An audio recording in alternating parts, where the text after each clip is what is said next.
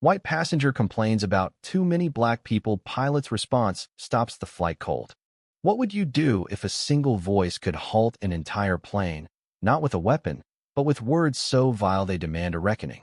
On Flight 237, bound for Chicago, the air was thick with routine passengers shuffling, overhead bins clicking shut, the hum of engines warming up.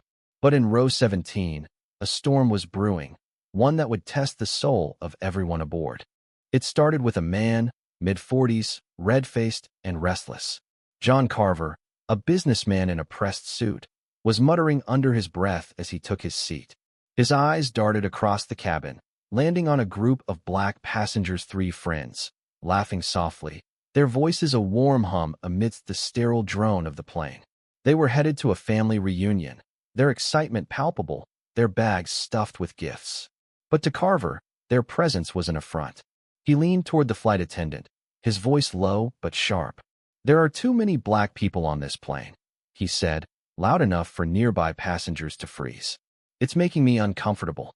The words landed like a grenade. The flight attendant, a young woman named Mia, blinked, her training kicking in but her heart racing. She excused herself and hurried to the cockpit. Passengers whispered, some craning their necks, others glaring at Carver, who sat back, arms crossed, unapologetic. The three friends Malik, Tasha, and Marcus exchanged glances but said nothing, their silence a shield against the venom. Captain Daniel Hayes, a veteran pilot with 20 years in the skies, listened to Mia's report. His jaw tightened.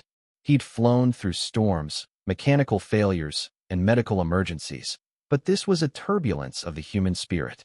He unbuckled his seatbelt and stepped into the cabin, his presence commanding attention. The hum of the plane seemed to quiet as he raised his hand.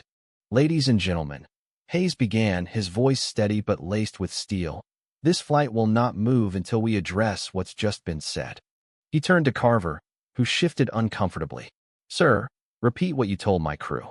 Carver hesitated, then doubled down, his voice rising.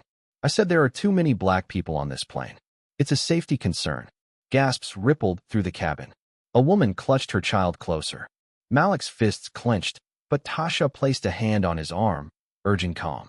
Hayes didn't flinch. "Safety," he said, his tone cutting. "The only threat to safety here is your prejudice.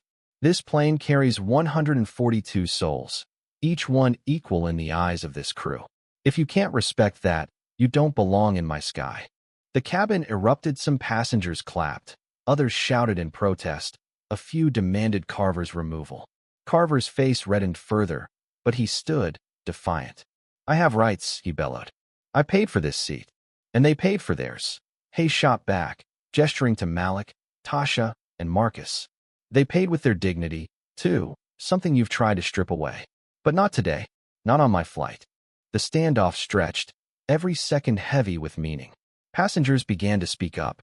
An elderly woman, her voice trembling, shared how she'd fought for civil rights in the 60s. A teenager, phone in hand, live-streamed the scene, her caption reading, "Racism called out mid-flight." The three friends remained silent, their eyes fixed on Hayes, who stood like a lighthouse in a storm. Finally, Hayes made his call. "Sir, you have two choices: apologize and sit down, or leave this aircraft. We don't fly with hate in our hearts." Security was already moving down the aisle, summoned by Mia. Carver, sensing the tide turning, muttered an apology so hollow it barely registered. But it was enough for Hayes to nod, allowing the flight to proceed. The plane taxied, but the air had changed, charged with a quiet resolve. As the flight climbed, Malik leaned toward Tasha. "That pilot, he didn't have to do that." Tasha nodded, her eyes misty. "But he did, and that's why we keep going." Marcus, usually the joker, was quiet, scribbling on a tray table with a pen he'd found. When he finished, he folded it down, revealing bold letters: "Racism halts flight." A nearby passenger snapped a photo, and by morning, it would be viral. The flight landed in Chicago on time, but its impact stretched far beyond. Carver slunk off the plane, avoiding eyes. The three friends were greeted by family, their reunion sweeter for the victory they'd witnessed. Hayes returned to the cockpit, his heart heavy but proud.